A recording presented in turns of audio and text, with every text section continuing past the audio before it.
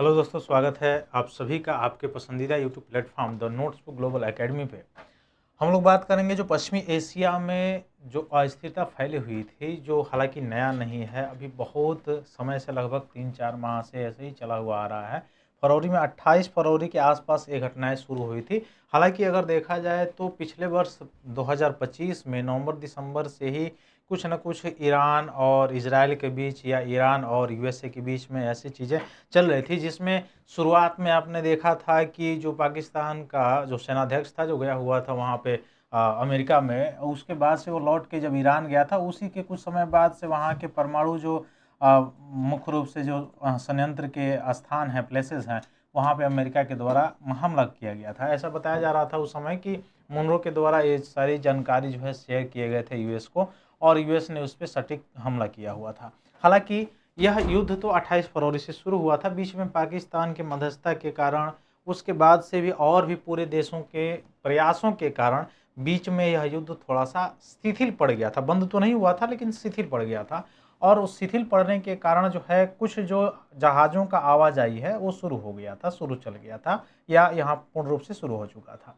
लेकिन यूएस जो है बात कर रहा था पॉइंट टेबल पे आने के लिए, ईरान भी बात कर रहा था पॉइंट टेबल पे आने के लिए, लेकिन दोनों के पक्ष जो है आपस में, या मामले जो है आपस में सुलझ नहीं रहे थे या सॉल्व नहीं हो पा रहे थे। ये सॉल्व कोई एक एक पॉइंट दोनों की ओर से होने ना होने के कारण, कोई एक एक पॉइंट मिस मैच होने के कारण जो है यह मामले सॉल्व नहीं हो पा रहे थे, और अंततः यही हुआ कि मामले सॉल्व नहीं हुए और हॉर्मुज पर वह स्थिति बनाए रखी ईरान ने जैसे पहले बनाए रखा। बार बार यूएस के द्वारा चेतावनी दी गई कि हम जो है बिल्कुल कंट्रोल करेंगे, अंतिम बार करेंगे, और अंततः यह देखने को मिला कि यूएस के द्वारा स्ट्राइक कर दिया गया।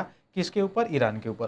तो अभी हाल फिलहाल में वैश्विक लेवल पे ये स्थिति बनी हुई है कि यूएस ने स्ट्राइक कर दिया है ईरान पे, और ईरान के जितने भी ड्रोन संयंत्र हैं, जितने भी सेना जो मुख्यालय है, सेना का लोकेशन है, उन सभी जगहों पे बड़े लेवल पे मुख्य रूप से अटैक किए गए हैं, और बहुत ही जाके क्षति भी हुई है ईरान में। इसी के चलते ईरान जो है एक्शन लिया हुआ है, प्रतिक्रिया दिया है कि हॉर्मुज स्टेट की तरफ से जितने भी जहाजें जाते हैं, चाहे वो कमर्शियल जहाज हो, चाहे किसी भी देश का जहाज हो, उन सभी जहाज़ों को बंद करेंगे, किसी भी जहाज को नहीं जाने देंगे। अगर कोई जहाज कोई भी यहाँ से गुजरता है तो वहाँ पे हमला करेंगे। ऐसे ओमान के पास के बंदरगाह से भी अगर कोई जहाज जाने की कोशिश करता है तो वहाँ पर भी ईरान के द्वारा हमला किया जाएगा। अब कहीं न कहीं इसमें जिम्मेदारी यूएसए की भी लेनी पड़ेगी, यूएसए ने लिया भी है, और यह हॉर्मुज स्टेट जो धीरे-धीरे खुलने के कगार पे जा रहा था, वो धीरे से फिर से यहाँ पे उथलता जो है, या उथल-पुथल मचा हुआ शुरू हो गया है। ये जो गैसेज़ हैं, जैसे आपको पता होगा कि पश्चिमी एशिया में जो हॉर्मुज स्टेट है उसके तहत से लगभग 20% एक्सपोर्ट इम्पोर्ट जो है वो यहाँ से होता है। यानी वैश्विक लेवल पे आयात निर्यात का 20% हिस्सा यहीं से होके जाता है, जिसमें से आपको ये चीज़ें दिखाई देते हुए नजर आएंगी। ये जो प्राकृतिक तेल हो गए, नेचुरल गैसेज हो गए, या पेट्रोलियम गैसेज हो गए, पेट्रोलियम तेल हो गए, कच्चे तेल हो गए, इन सभी के आयात निर्यात पर, ईंधन के निर्यात पर जो है, आयात पे जो है जाके असर ही पड़ेगा, और कहीं ना कहीं ईंधन के मूल्य के वृद्धि के कारण आपको दिखाई देगा आने वाले समय में ईंधन से रिलेटेड फिर एलपीजी की जो समस्या हुई थी वैसी समस्या भी हो सकती है। फिर आने वाले समय में आपको ये भी दिखाई देगा, चूंकि अब भारत से रिलेटेड कहे जाए बात, या वैश्विक लेवल पर भी आपको ऐसी चीजें दिखाई देते हुए नजर आएंगी। ऐसा नहीं कि इसका प्रभाव केवल भारत पे ही पड़ेगा, वैश्विक लेवल पे भी आपको ये दिखाई देगा प्रभाव डालते हुए या प्रभाव पड़ते हुए।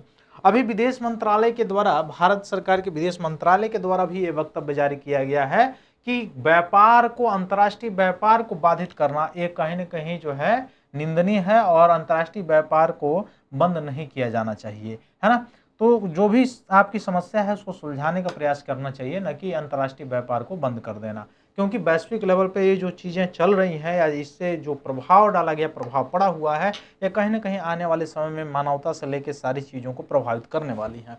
तो न्यूज़ पूरा इतना ही था। इससे पहले क्या-क्या कहानियाँ हुई थी, ये सभी तथ्यों को मैं आपको पहले बता चुका हूँ जब युद्ध शुरू हुआ था, और 28 फरवरी से लगातार युद्ध चलता हुआ आ रहा है। अभी जो है इसकी फ्रीक्वेंसी और बढ़ गई है, तेज़ी से बढ़ गई है। कारण क्या है? अमेरिका ने अभी पिछले दिनों वहाँ पे स्ट्राइक किया है। स्ट्राइक करने के कारण हॉर्मुज स्टेट पे यह मुख्य रूप से अटैक किया है। कौन किया है? वह ईरान किया है और हार्मुज को पूर्ण रूप से बंद कर दिया है। हार्मुज का लोकेशन ही आपको पता होगा कि फारस की खाड़ी और अरबियन ओशंस को जोड़ने का एक काम करता है, अलग करता है ओमान को ईरान से। तो यह मुख्य रूप से एक स्ट्रेटेजिक पॉइंट है जहां से अंतर्राष्ट्रीय व्यापार होते हैं और कहीं न कहीं आर्थिक व्यवस्था पे आपको दिखाई देगा या चोट डालता हुआ नजर आएगा। आने वाले दिनों में और ही ज़्यादा महंगाई को बढ़ाने की कोशिश की जाएगी या मुख्य रूप से अप्रत्यक्ष रूप से ही महंगाई बढ़ जाएगी। तो फिर मिलते हैं हम लोग अपनी अगली क्लास में, देखते हैं क्या होता है। आगे नज़र बनी हुई है सभी लोगों की, तो फिर देखा जाए आगे क्या होता है। तब तक के लिए आप सभी को बहुत बहुत धन्यवाद। जय हिंद।